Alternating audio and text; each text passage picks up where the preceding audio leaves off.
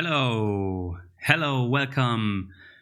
I'm Sam from No Rails Just Tales, and I welcome you to my show. I am Sam, as I just said. I am here to give you ideas, tips, share my experiences, and try to make your life as a GM a whole lot better and easier. My focus is on practical tips that enhance your preparation for your games and shorten the prep time and shorten the time you need to prepare yourself to run sessions. So that's basically it. I want to show you how to use minimum effort and minimum time to get the most out of your sessions and most out of your prep. That's what I'm here for, and I hope you enjoy this. Today, we are going to talk first about session 0. Do you really need one or not? I'm going to give you pros and cons, and we're going to have a deeper look at session 0. And I'm going to show you practical tips on how to maybe shorten the time that you need to plan a session 0 or to run it.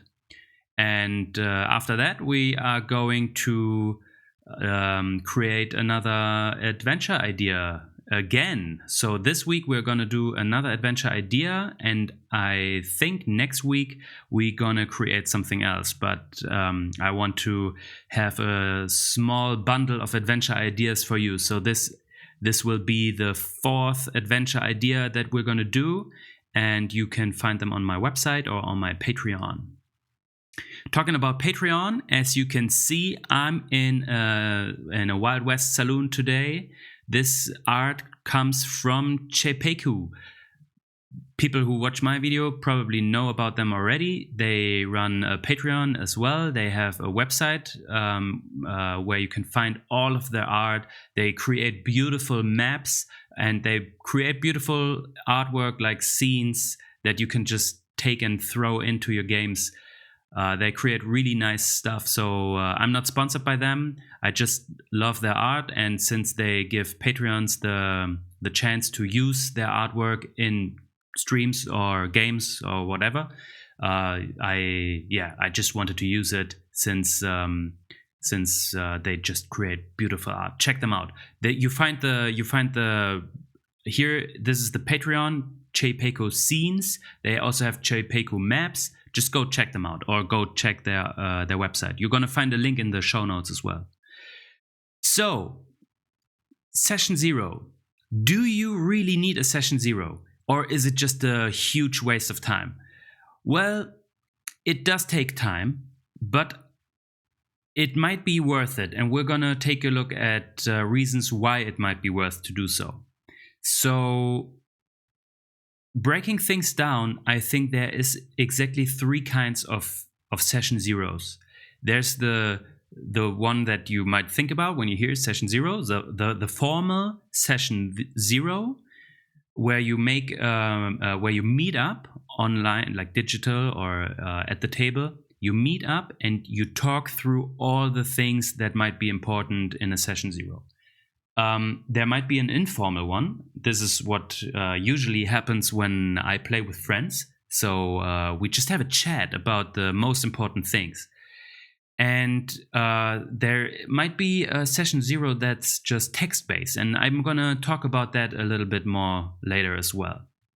So first and foremost, why would you do a session 0 anyways? And I must say the main reason is to get some common ground.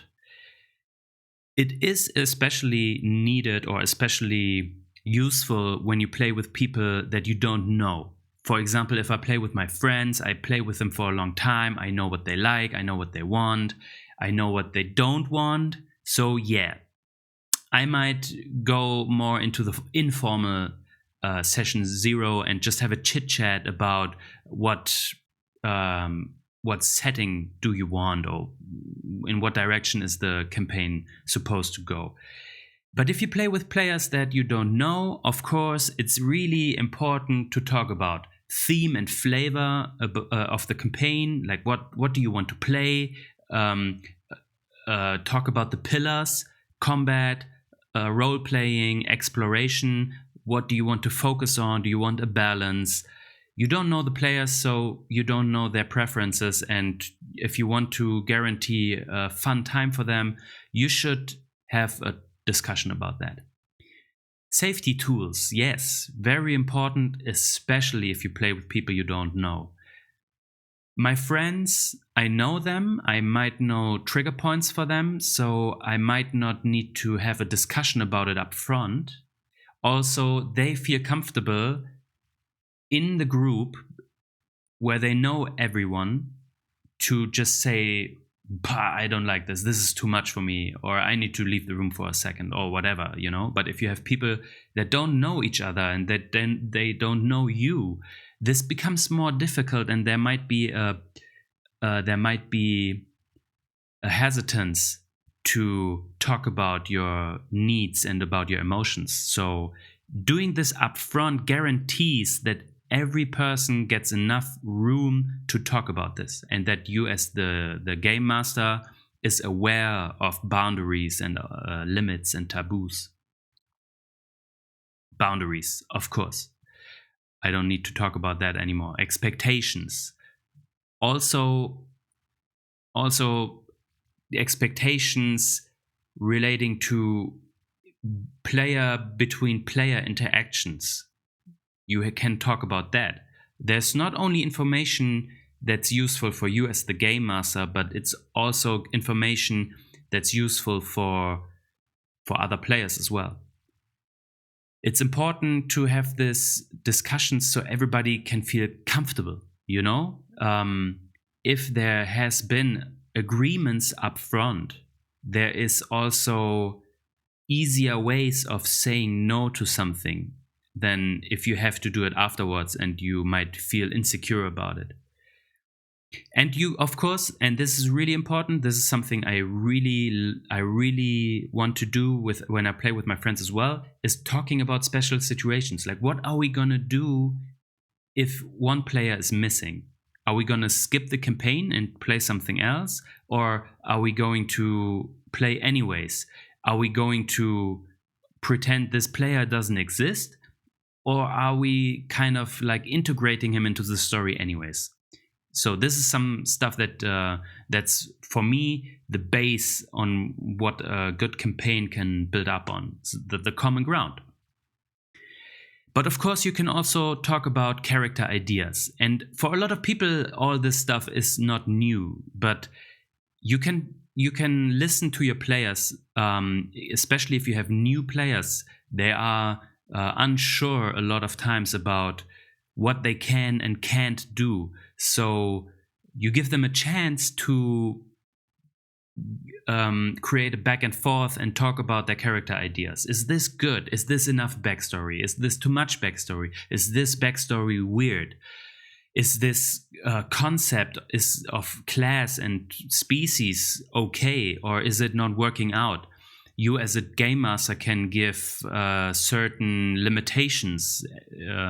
If you're going into a certain direction, setting-wise, you can say, okay, we can't have so many magical classes here, or whatever, you know? Like, you can talk about this. You can create a common ground on what characters might be playable. And you can tell the players the rules.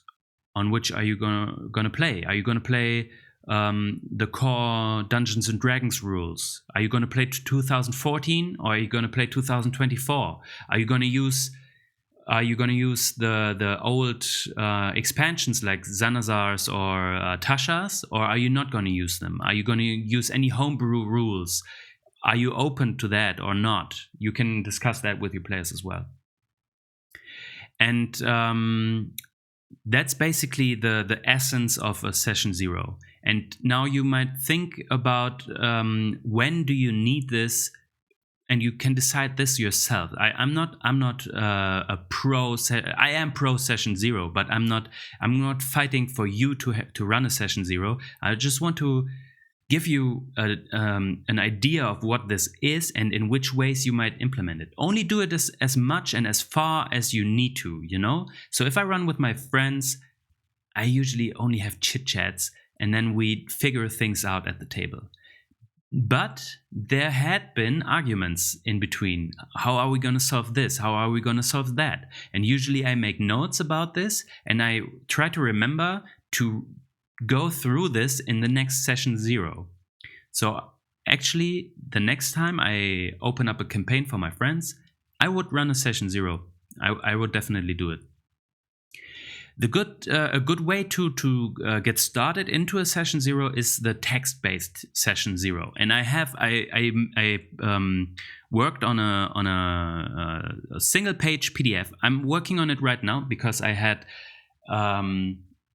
another look at it, and a friend of mine also made kind of a session 0 document, which was a little bit longer, but also had more detailed things in it. But I'm going to show you mine. It's a single page yet. It's probably going to be 2-page, but I'm going to show you my, let's see here. This is my session 0 document, and I sent this to every player I'm about to play with. And they can already give me an idea of what theme they want. Is it going to be funny? Is it going to be serious? Is it going to be grim? Is it going to be high fantasy? They're going to give me their potential limits, their hopes and expectations. What do they want to do? They're going to give me their character concept. They're going to talk about their backstory already. I already have ideas. I can already go into session 0 with specific feedback for the character ideas of my players. And then if I don't run it, like recently, I only ran a one-shot, and it was like a proper one-shot, 1 session shot. I didn't make a session 0 for that. But I did send out this document and received something back, so I knew what I had to expect from my players. And I was able to go into a chat with them before we ran the session and say like, hey, here, this might be a problem. Check this out again, and maybe you go through this and that. And then that's fine. So this is the text-based session 0. And I usually do this every time anyways. And sometimes this is enough. Like I say, only go as far as you need to go. And if you run a one-shot, which is only going to last 1 or 2 sessions, yeah, that might be enough. If you run a one-shot like this, you probably, as the game master, already have in mind what this adventure is going to be about. So there is not so much that the players might give into the story, and you don't need as much backstory, and so on and so on. And you know the drill. But if you run a campaign, or at least kind of at least a few sessions, 3, 4, 5 sessions. Maybe you want to go into more detail, and maybe you want to give a heads up with a proper session 0.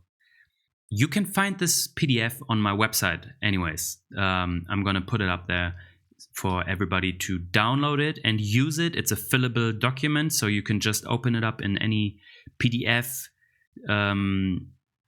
app and then you can fill it out, and your players can fill it out and send it back to you.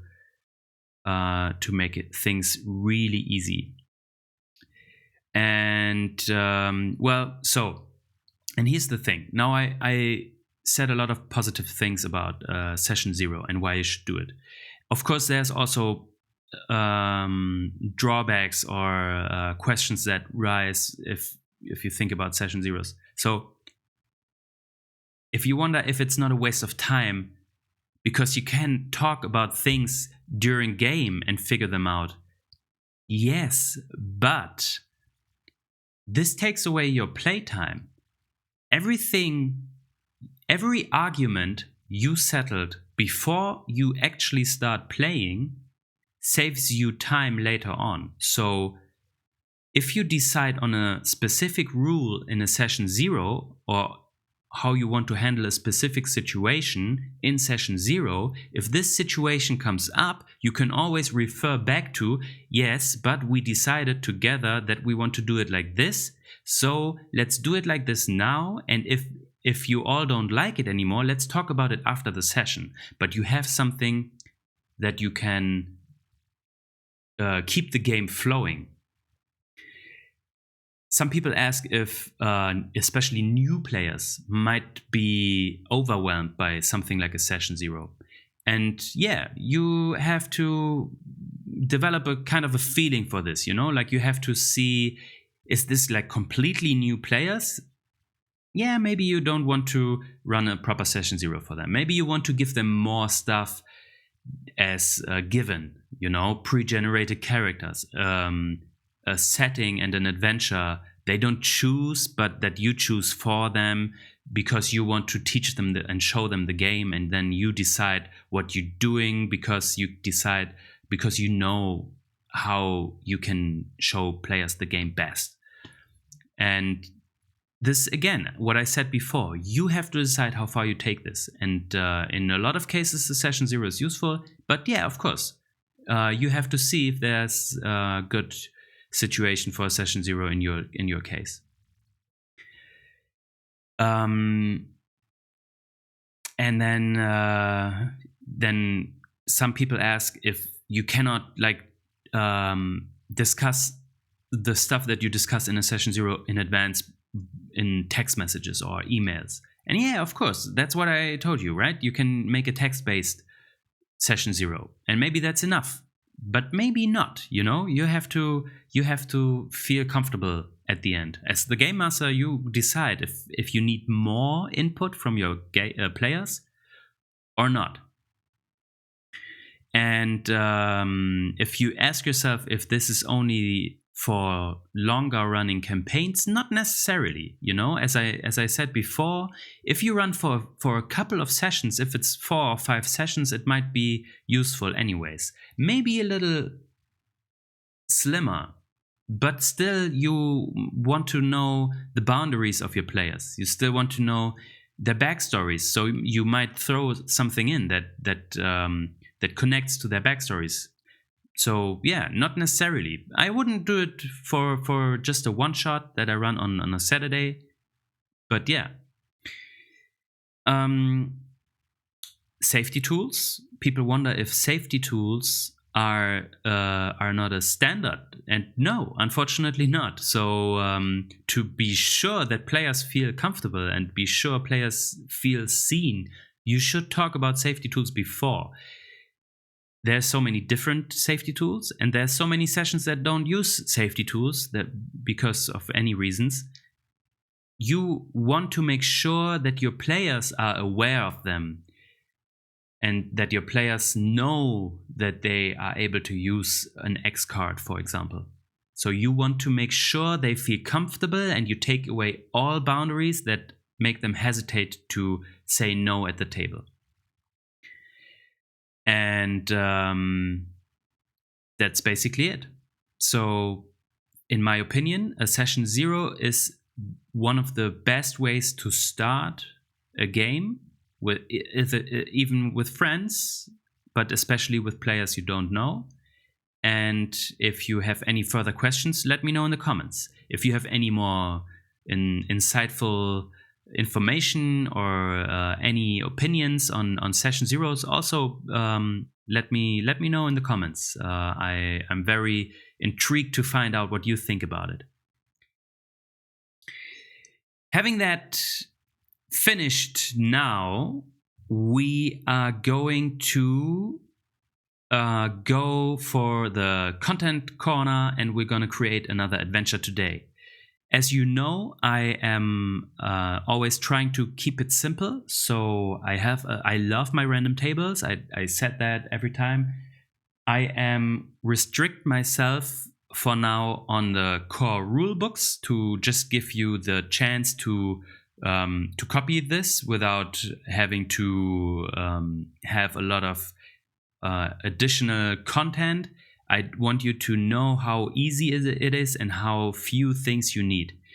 I'm going to start building my adventure now. I'm gonna take like 15 minutes for this, maybe 20 if I'm having just a loose end to finish on. I'm having my dice ready. I'm having the core rule books here. I can't show you the tables, but I can tell you roughly what it says and what what page it is, so you can look it up. I want to show you. Yeah, so I have the player's handbook. I'm gonna use that really rarely. I'm having the Dungeon Master's Guide. This is the go-to random table accessory I'm using, but I'm gonna start actually with the monster manual, because I want to make sure I said that before, I don't always play in coastal areas. I always run in places like Waterdeep, Neverwinter, anything at the Sword Coast. And I did play a couple of sessions somewhere else, but this was just the pre-story, and it was just like, how did the characters actually end up at the Sword Coast? So I'm going to go to the back of the monster manual, because there are the monster lists, and the monster lists give you monsters by habitat. It's 12 tables. It's any habitat. It's Arctic, coastal, desert, and so on. So I am going to roll a 12-sided die, and I'm going to roll it twice, as always. So I have a 4 and I have an 11. So let's go into the adventure idea. So area is 4 and 11. This is, let's count, 1, 2, 3, 4. This is desert. We had desert last week. And 4, 5, 6, 7, 8, 9, 10, 11 underwater. Okay, we had both already, so those don't really resonate with me. I think I might roll again completely. So this is a 6 and a 2. I think those are both new. So a 2 and a 6. And this is what I say, you know? You don't take those things for granted. You just see what feels right. So we have the 2, which is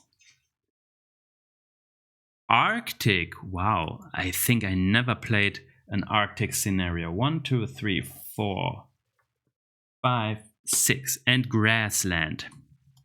Okay, maybe there's this weird magical area deep somewhere in snowy mountains, and there's this piece of grassland that's weirdly not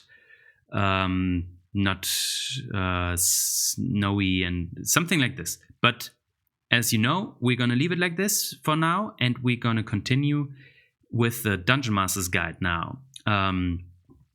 So the first thing is, as you might know, we're going to figure out what tier we're going to play in. Incredible. It's a 2 again. So we're going to play in level 5 to 10 again. This is the 4th adventure idea we're creating together, and this is the 4th time. But I'm fine with that. As I said last time, I like tier 2. So we have tier 2, 5 to 10.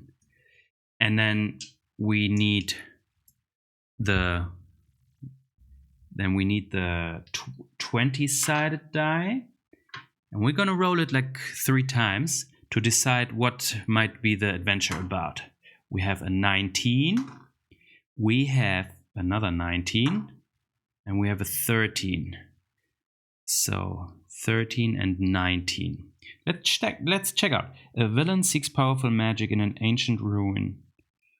Okay, and 19, the descendants of a displaced people want to reclaim their ancestral city. Okay, well, maybe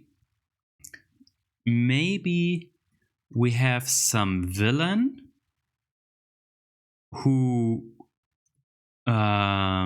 settled down somewhere in the Arctic. He magically changed the snowy area to grassland. I don't know. This is really basic description right now. And drove away people that initially lived there. We need to find out why. But so we have this villain, and this villain decided, this is where I want to live now. And there was people living there already. So he drove them away. They want to come back, but their land has changed. It's not what they are used to. It's this weird grassland, but it's somehow corrupting the land also. So the magic, it's not, maybe it's not grassland, maybe it's like this wasteland. The magic is corrupting the land, turning it to a wasteland. And that's why people can't even live close to it anymore, because it's changing so much. Crops, I don't know, crops in Arctic areas. We need to figure out what exactly is going on, but they can't fish anymore because fish are dying anywhere in this area, and they want it back. They want to come back to their territory. But this villain is too strong. They want to rehabitat their territory, but the villain and his followers are too strong. Okay, I mean, this is classic fantasy stuff, but it's never about the story. If you watch movies and shows a lot, you know that's always the same stories, and it's not about the story, it's about the way you tell it. So we have a classic fantasy story here, and we're gonna go on. We're gonna check out the hooks. You have the patron hooks, you have the supernatural hooks, and you have the happenstance hooks. This is the way the party gets to know about the situation, basically. So we have D6. I'm going to take a couple of more dice.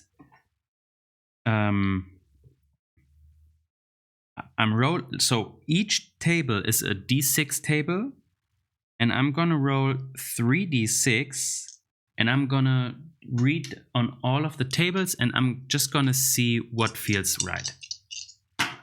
So we have a 1.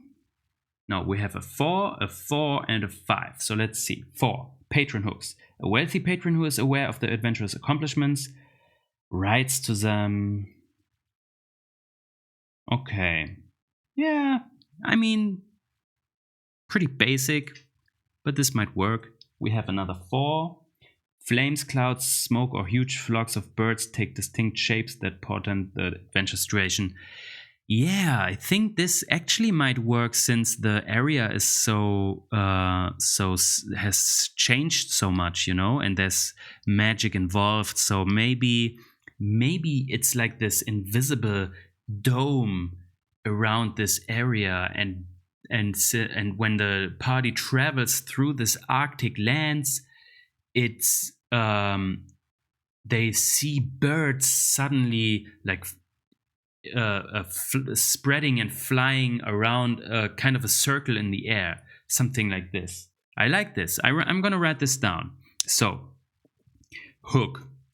As the party ventures through Arctic lands, they observe strange behavior from birds, as those are suddenly spreading and flying in a circle. What the characters don't know is that they do so because there is this magical dome, this invisible magical dome. Okay. We had a 5. While traveling in a caravan or aboard a ship, the characters befriend an NPC. This also might work, you know, like they travel and then they might also get to know an NPC in the area. So they might watch this in the distance as they reach this kind of settlement, and then they find out from an NPC what's going on, who tells them more about it as they reach a small settlement. So I like this. They are on their journey. They watch the birds in the distance, and then suddenly they reach a small settlement, which looks really like improvised. And they talk to this NPC who tells them like, yeah, you know why, like a lot of people here are a little reserved, and it's because we are not well, and we were driven away from our territory, and our city was destroyed, and now this weird mage dude is there harassing us. So I like this. This is great. We don't need to plan encounters, but we might want to check for a climax. This is a D10, so let's roll a D10 and see. A portal opens to another plane of existence. Okay. Yeah, why not? We can go for this. We can go for the portal, so we can change it a little bit. So the climax. So if the party confronts the villain, they interrupt. And that's what he's doing there. Like maybe he wants to settle down there because there is this strong connection to another plane.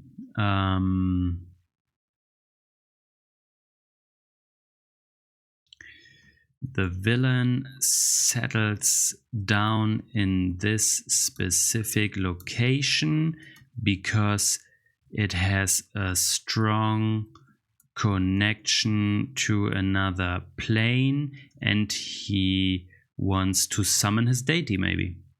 To summon his deity. If the party confronts the villain, they interrupt him during the summoning ritual. A portal is starting to open,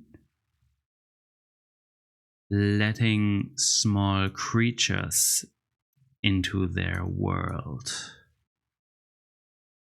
If the villain finishes the ritual, maybe a lich or something even stronger. We were going to leave it like this.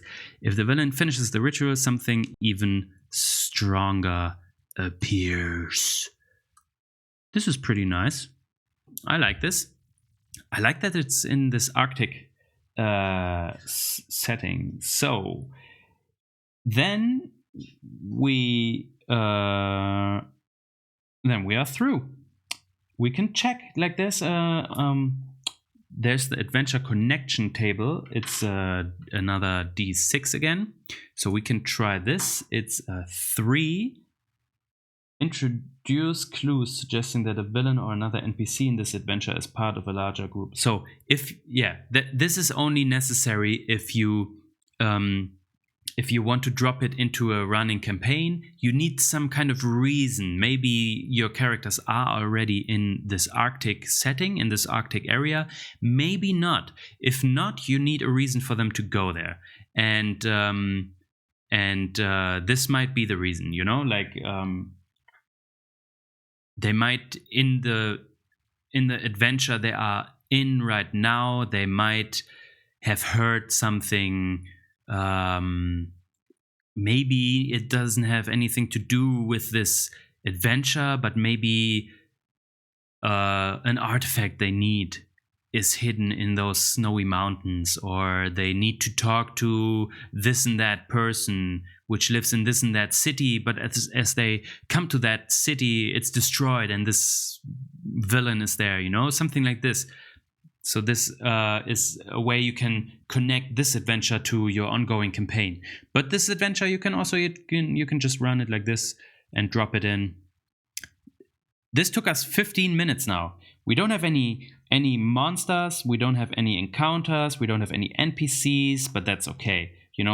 This is exactly not what I want to do. But exactly this short concept of an adventure. This is what I wanted to do. I'm gonna give out some names and put in a good villain and settlement names and maybe 1 or 2 NPCs, and I'm gonna edit the text and I'm gonna put it on my website. You can find it there tomorrow. Well, if you watch the video on YouTube, you can find it now on my website already, and you can use it. You can throw it in. Just as is. You can flesh it out, or you can wait until I flesh it out. Maybe eventually I want to make a poll, and then people can choose one of the adventure hooks I created, and I'm gonna flesh it out, and I'm gonna make a proper adventure out of it with locations, with NPCs, with monsters, and so on and so on. And yeah, that's basically it. It's that easy, And I didn't need a lot. I only needed 2 books. And if you think about the habitats yourself, you only need 1 book. That's all you need. It's only the Dungeon Master's Guide and you can create. I did recently use the 2014 Dungeon Master's Guide since I wanted to try it out again. It has so many more tables, which I really like. It also makes it so much more complicated, though. If you just want a rough sketch, if you just want to have an idea what this adventure can be about, the 2024 Dungeon Master's Guide is so valuable. It's perfect. I wouldn't change it for a thing. And I really love how those ideas come together if you just roll like a few dice. How many dice did I roll? It was maybe 6 or so. So yeah, it's that easy. And that's what I want to show you. Feel free to use this adventure idea. Let me know if you liked it. Let me know if you would have done something else with it. Yeah, let me know if you played this adventure and how it went and how it developed. I want to know everything about it. So this was 15 minutes content corner. Really nice, really quick. And